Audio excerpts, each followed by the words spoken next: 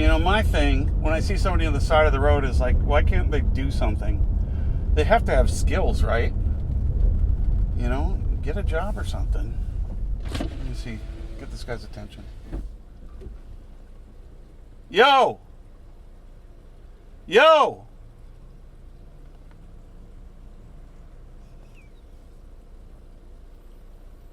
That's what I'm talking about.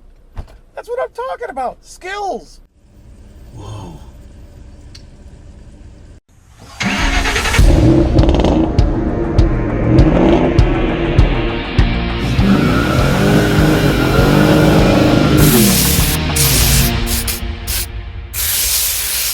Welcome to another episode of DashMan Drives. Today I'm driving a rising star in the Nashville comedy scene, John Datoy. I'm not originally from Nashville. I am from North Dakota. When I told my dad I was moving to Nashville, the first question he had for me was, "Oh, are you pursuing country music?" I was like, "Yeah, your Asian son who dresses like the bouncer at a Panda Express is the next country music star. With his number one hit, I've Got Friends in Row Braces." Hey, get over here. That was amazing, man. What do you do? I'm a comedian and a world yo-yo champion. You're a comedian? Yeah. Prove it. Get in. Come on, let's go for a ride. All right. What's up, man? How's it going? Good. How are you? Good. Thank you. John Datoy. What's up? Datoy. Datoy. So what's behind that name? Does that have a meaning? A lot of people think it's like a urban spin on the yo-yo, like Datoy, but honestly, I was adopted from the Philippines, and Datoy is my biological last name. So. Oh, okay. Yeah. Where are you from? I'm originally from Fargo, North Dakota. Fargo. So did you actually grow up there? I went to college there, and I spent about 10 years after that. So most of my life I spent in Fargo. Yes. Honestly. Okay. Yeah. So when did you come to the United States? As a baby? As about a baby, yeah, about 2 years old. So. Wow. What kind of program, is there a special program for that? For yo-yo? No.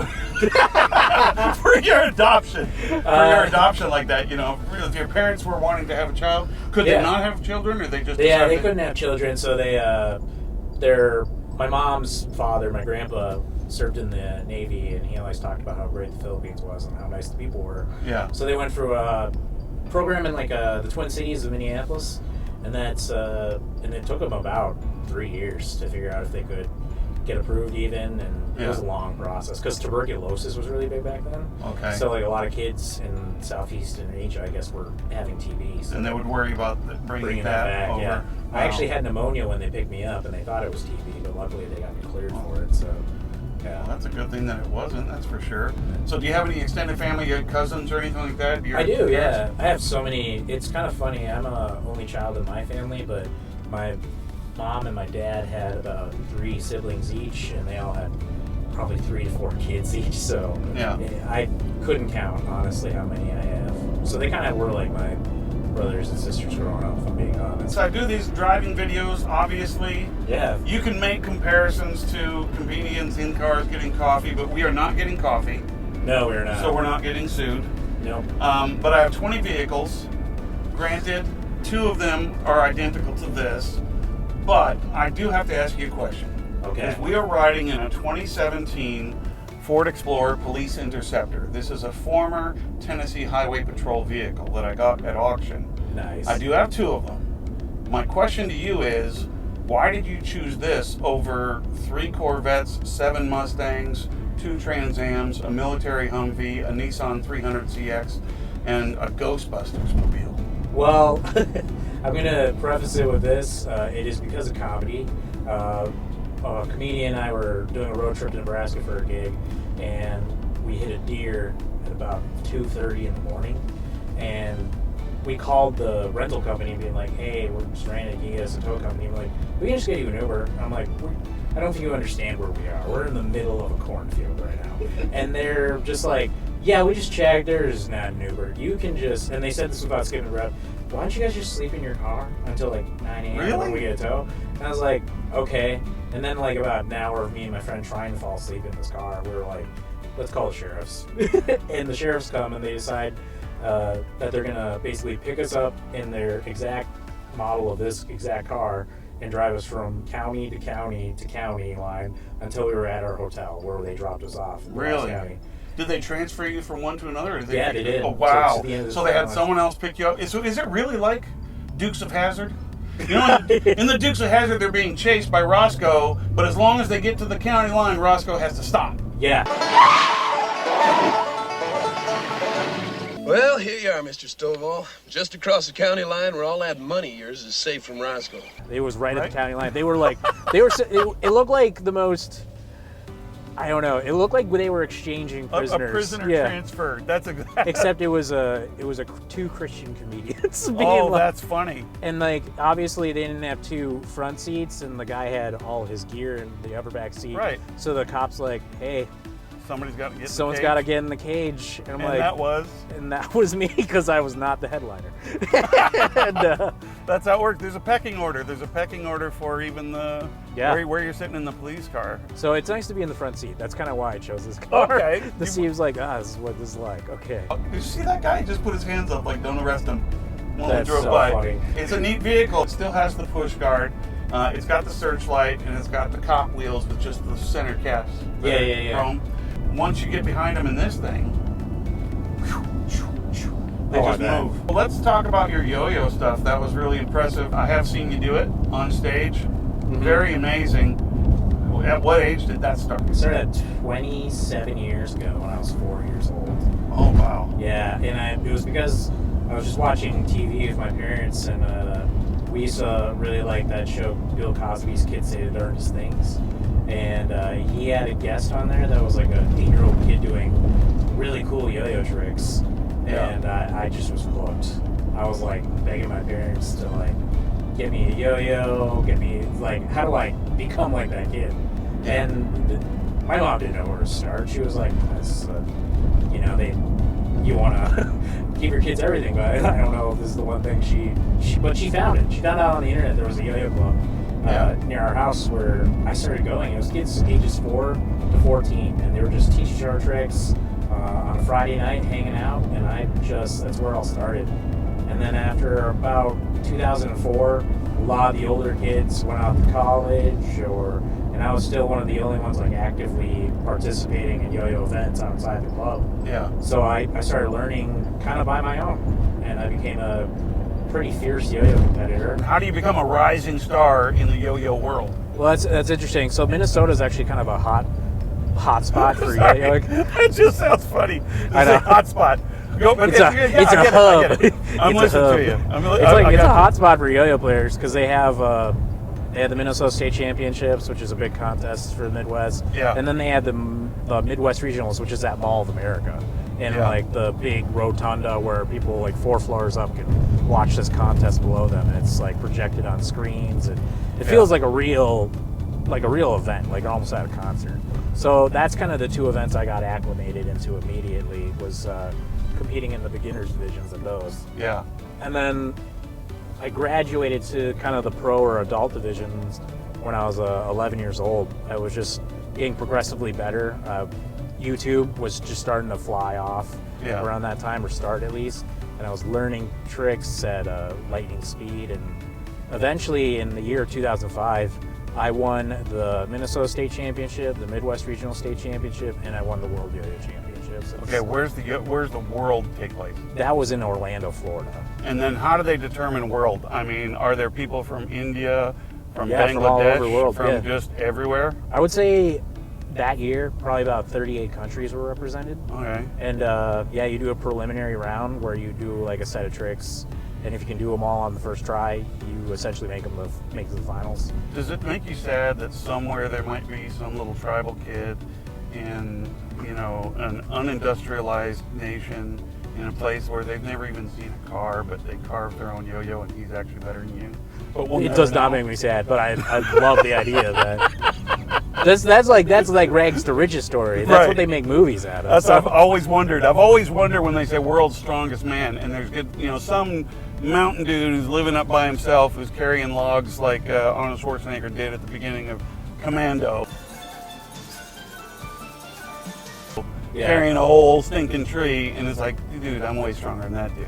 Well, like, it's interesting you say because, like, Jordan had their first yo-yo contest, like the African country there. Yeah. And, like, I was talking to my friend who went and just supported the event, and because he's really prolific in the community, and he told me that, like, I couldn't count on how many kids were like, I got here on my camel. And I was like, wow. That's not real. And then he showed me photos. I'm like, okay, that's real. So you're waiting for the Cool Runnings movie of the yo-yo world. Do you think 100%. Do you think yo-yos could ever be in the Olympics? I think they could. It's just the judging system.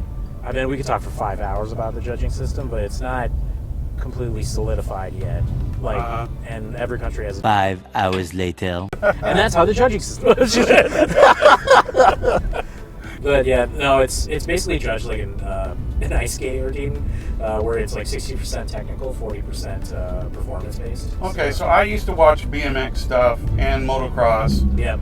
Not that I was a super fan of it, but I certainly liked watching the tricks.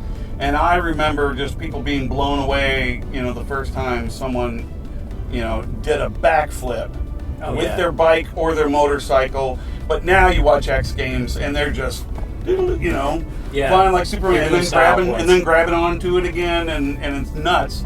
Are we coming up with new tricks? Stuff that nobody's ever seen? How often does that happen? Well, quite a bit. In fact, there's a kid in Japan that kind of spearheaded the physicality of his name's Shutakata. He was on America's Got Talent. He does like double backflips and he does breakdancing while yo-yoing, which is crazy. All right. Do you do double?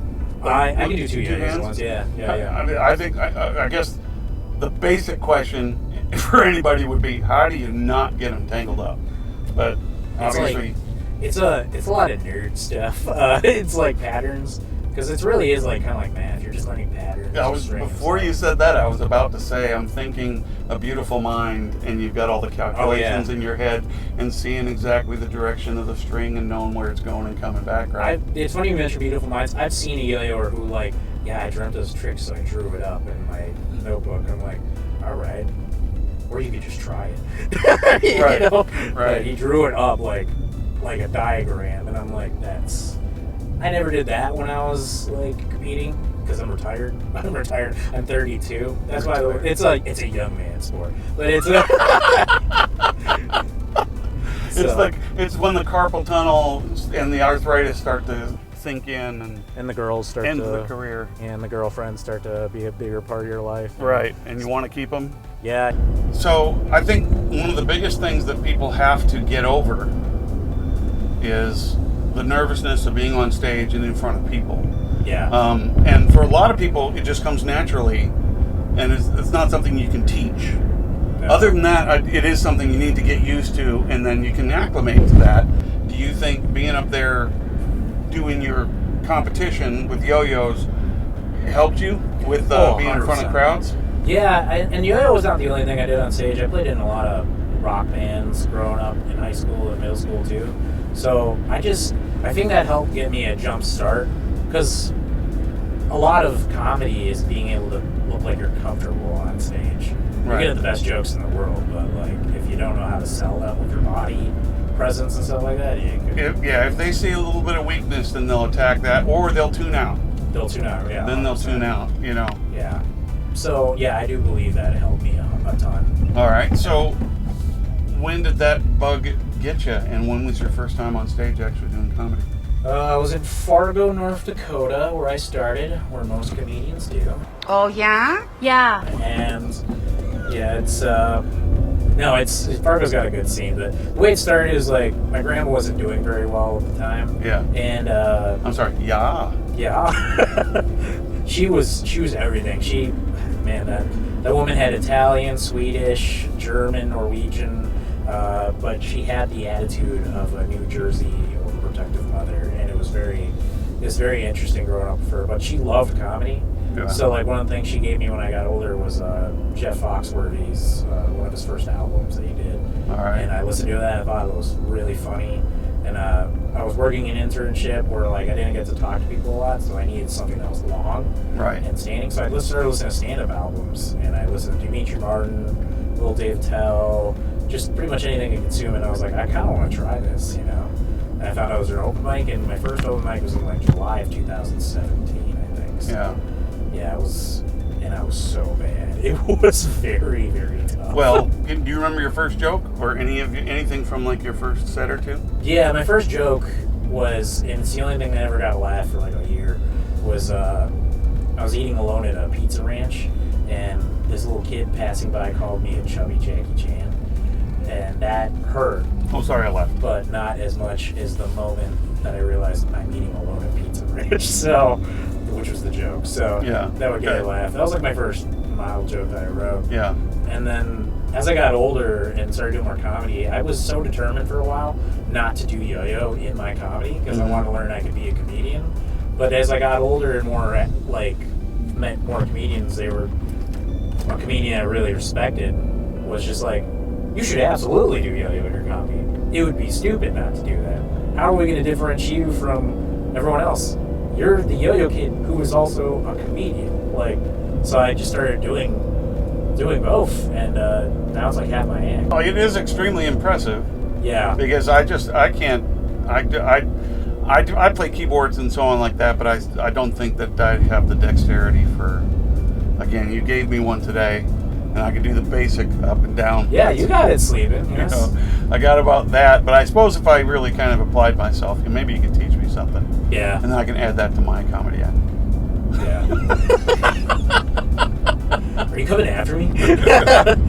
So Fargo, how do you expand out of that? Did you start?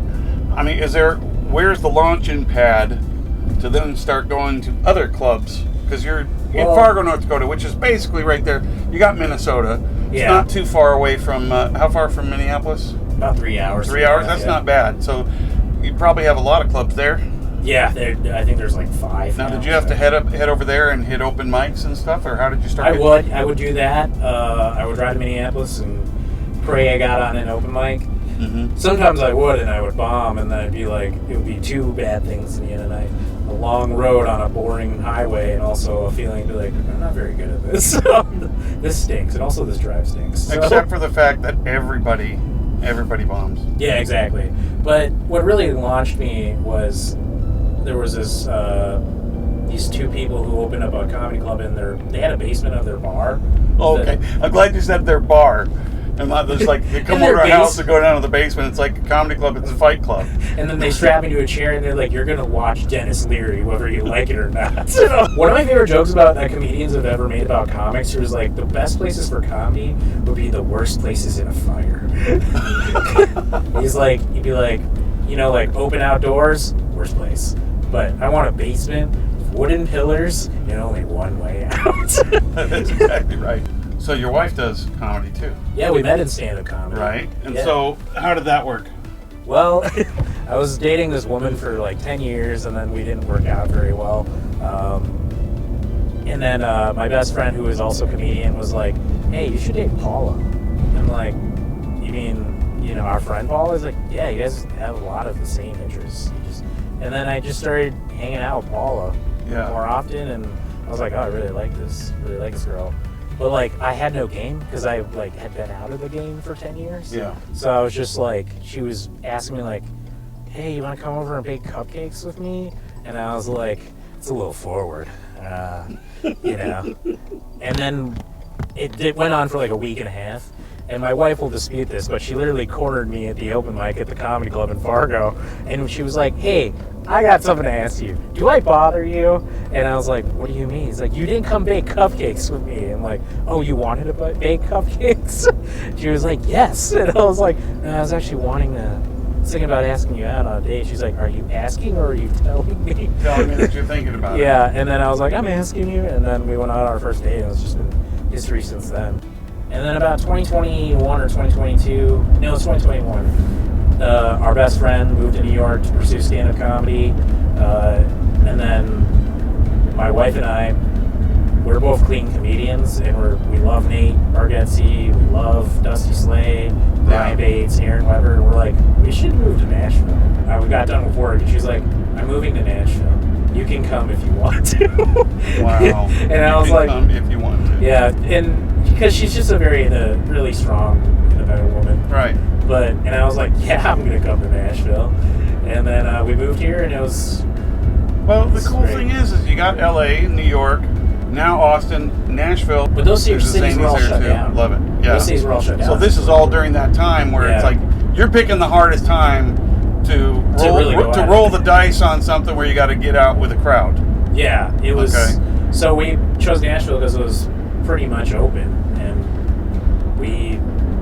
we were so happy with what we decided because she had been to New York, I had been to Chicago, I had seen LA stand-up scene, and I felt that Nashville was most acclimated to what we were trying to do with it. We're going to get on one of the most dangerous spots of I-65. Always wrecks here. Let's not be part of one. But let's test out the theory of the retired police car and how the rest of the traffic responds to it. You'll have people coming up really fast from behind, and then like hit the brakes when they get next to you because they think you're a cop, right? Yeah. And there'll be the people in front of you.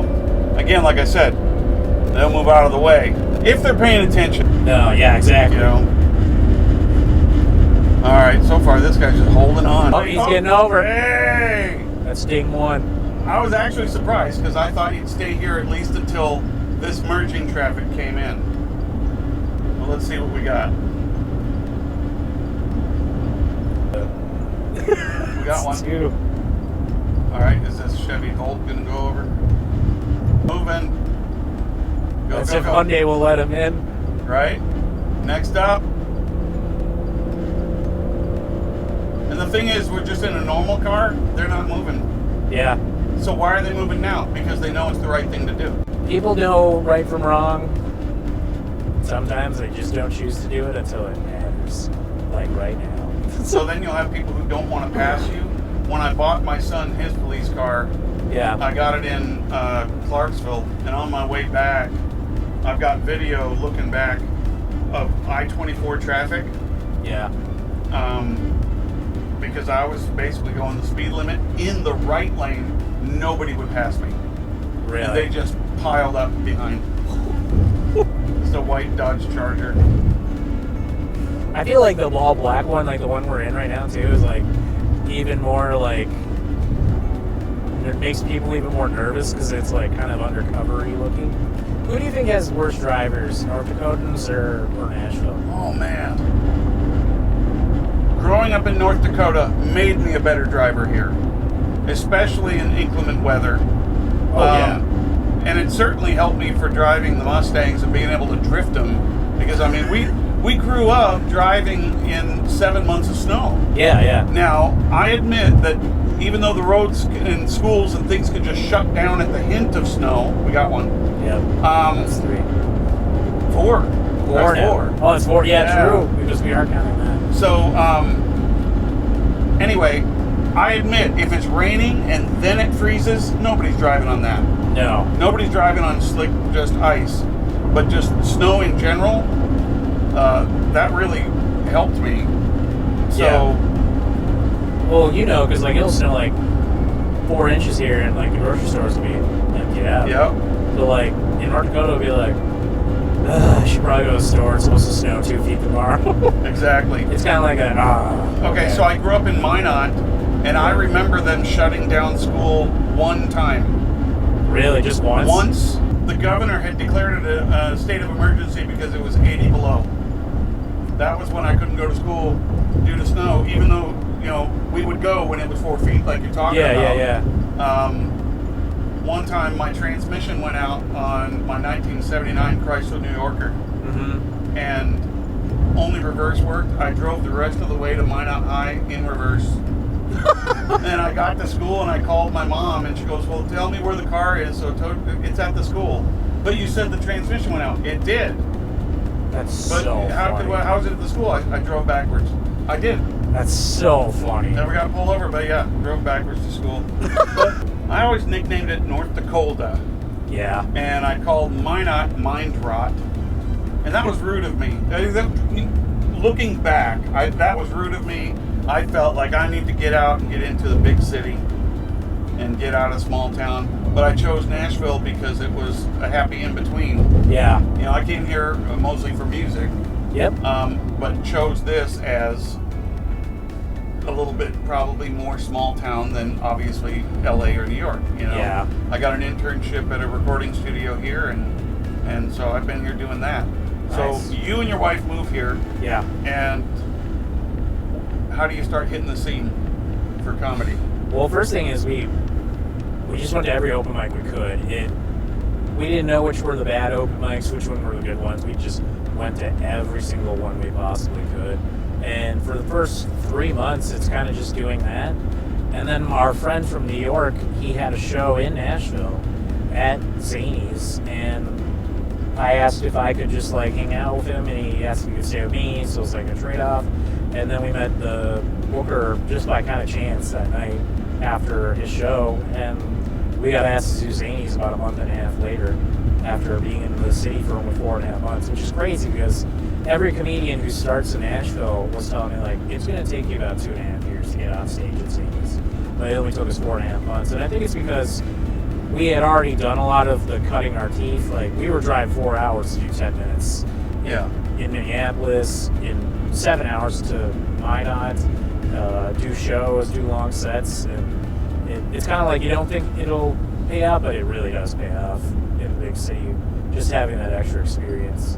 So, because if you want to see a disinterested crowd in comedy, an open mic was nothing for us. Like, we've driven to, what was that? We went to this little town outside of Minot, and it had only 120 people there.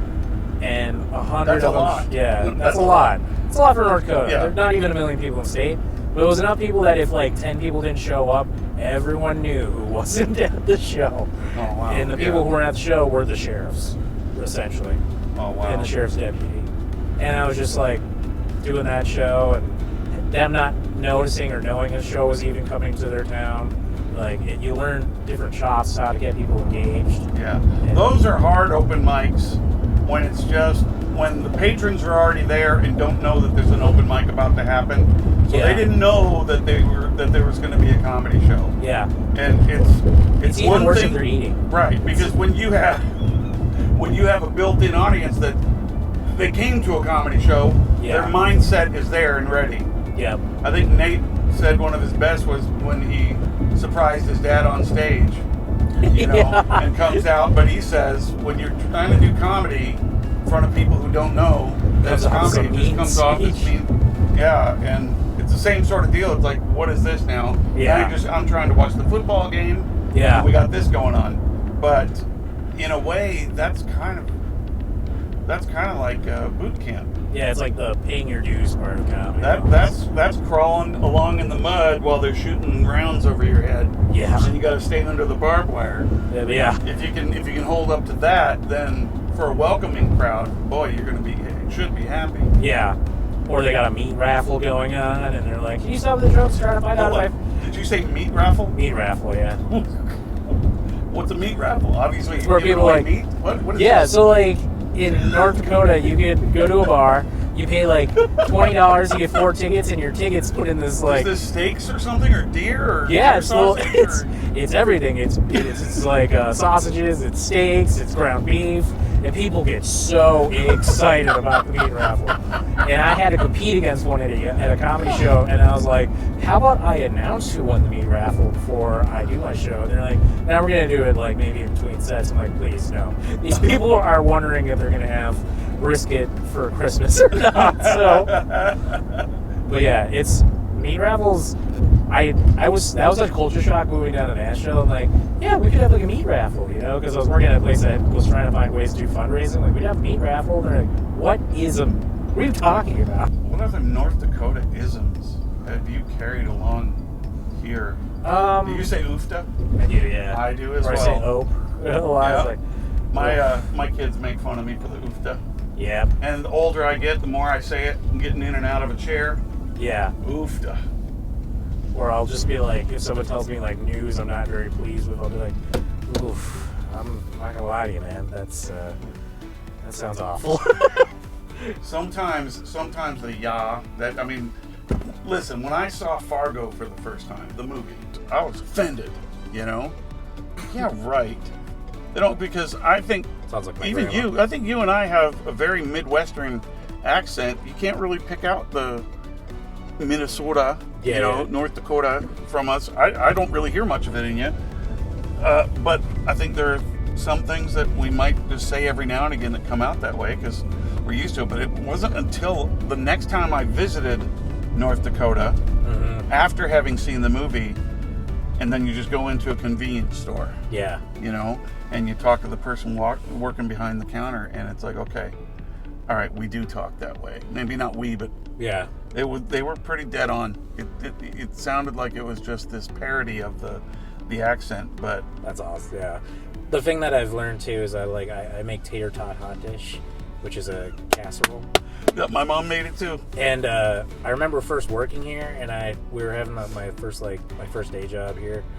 They were like making stuff for Christmas. I'm like, "What are you gonna bring, John?" I'm like, "I'm probably gonna make some tater tot hot dish." I'm like, "What is that?" And I was like, "Oh, it's like a hamburger with tater tots and like a cheeseburger." And they're like, "Okay." And then I brought it, and everyone's like, "This is a casserole. This is not tater tot." I was like, "No, this is tater tot hot dish. It's a hot dish." And then my friend who worked there, who was Korean, he was like, "Can I have your family's recipe?" And I'm like, "It's not a family recipe. It's just the Midwest recipe." Right. But, you could go to the church potluck after church on Sunday and get 3 different versions of that. Oh yeah. I thought Broadway was where all the stand-up comedy was going to be too when I moved down here. Yeah. And then I found out that could not have been any further from the truth. Listen, when I moved here, Broadway was adult bookstores. It was all porn stuff. Oh, really? Can you believe that? All of this down here was just kind of seedy places, like the Ernest Tubb, record shop. That was there. Obviously, Tootsie's was there. Yeah. But there were just some X-rated places down here. It was not looking good. And then, they're really loud, aren't they? Yeah. Don't you love how now they're like, we should put an ice cream shop down here. Exactly. Let's put a Raising Cane's. Right, well, Jason Aldean's, where Jason Aldean's is, Yeah. that was one of the first big things built that was outside of the, just little honky-tonks up this way. Yeah. And that was NASCAR Cafe. Really? Yeah. So they had a NASCAR Cafe. It was all themed. They had cars in there, and it was a restaurant and bar. The Dale Earnhardt floor. Right here we have Margaritaville. Yep. Margaritaville, you can actually hear how small his genitalia is from here. You can hear it. Anyway, Margaritaville, Planet Hollywood. No They way. opened up a Planet Hollywood right there with the memorabilia. I do like the Country Music Hall of Fame. I would say. Yeah, it's supposedly kind of musically shaped. Both of them. Yeah. Bridgestone Arena is almost like a big tuba. Yeah. So, and that's purposeful. That's actually, awesome. That's actually purposeful. If you look at it from, Google Maps, it actually looks like a big, French horn or a tuba. Yeah. I just love the word tuba. Okay, I got you. It's just like if someone told me they play the tuba, I will laugh, and it's not out of disrespect. I just think it's a funny word. See how cool this looks on the 360 camera going through here. I've never been through here, to tell you the truth. I always thought that this was like a turnaround point, but I didn't know it went all the way through. Yeah, it's legitimately a street, but it's still, it connects the whole Music so, City Center. So crazy. A week and a half ago, Yep. You were invited to audition. Invited, actually? I was invited, yeah. So how did that work out? How did you hear about it, and who heard about you? Well, I've been working at Zanies consistently as a resident host, MC, and feature for the last couple of years now. And Netflix recognized that Nashville had a really good scene. And basically Zanies put forth a list of 25 comics from their club that they felt should be auditioning for the next series of stand-ups, kind of like a Fresh Faces of stand-up comedy show. And I ended up sending my tape because they reached out to me, Netflix did, and I submitted, and they asked me back for a callback, which was a week and a half ago, and it couldn't have gone any better. It was really fun. Oh, that's excellent. And yeah. they record those too? They record those, and we should hear in a couple months if I get to tape the full thing. And wow, so that's kind of like HBO used to have the Young Comedian special. Yep, That's exactly. the first time I ever saw David Spade, actually. Really? Yeah. People are already lining up for the Sunday night shows. I wonder who's out here tonight. It should say on the marquee, and they usually have a sandwich board out front that says where to stand for the vehicle. What you got? Who is it? We got Comic All-Stars and Derek Stroop. Derek Stroop's amazing. Nice. Stroop's hilarious. Okay, here's where we're going to go around the building here. So we can show everybody where they put your face on this side. Where is it? I see Henry Cho, but he's got the power box in front of his face. Yeah. That kind of sucks for him. Okay, where are you? I'm looking for you. Margaret Cho. Hey, it's my mom. Hey, Mom. You'll get there. You'll just be a tattoo on a tail's forehead or something. Yeah, or Easy Curry, because he's already got one on his face. That's so funny. So this is the place, man. Yeah, this is Very cool. Thank you for having me, man. It's a fun drive. Yeah, it's a lot of fun. I just, I am still surprised that you picked this car. I understand your reasoning for it. But I'll tell you this. Let's do a follow-up. Yep. If you get just further down the road, because obviously things are going to get even bigger and better. But let's do a follow-up, especially if you get that Netflix and kind of let's follow the path of John Datoy's rise to whatever the heck it's going to be. Yeah. I'll be the first yo-yo performer at the Opry. Dude, love it. That's actually one of my goal is to be the first person to ever do, because the Smothers Brothers never did the Opry. Really? Which surprised me. And I was like, I heard that, I'm like, I'm going to be the first person to ever throw a yo-yo on the Opry stage. That's like my goal. Awesome. I want to be there for it. Thanks. Appreciate it, man.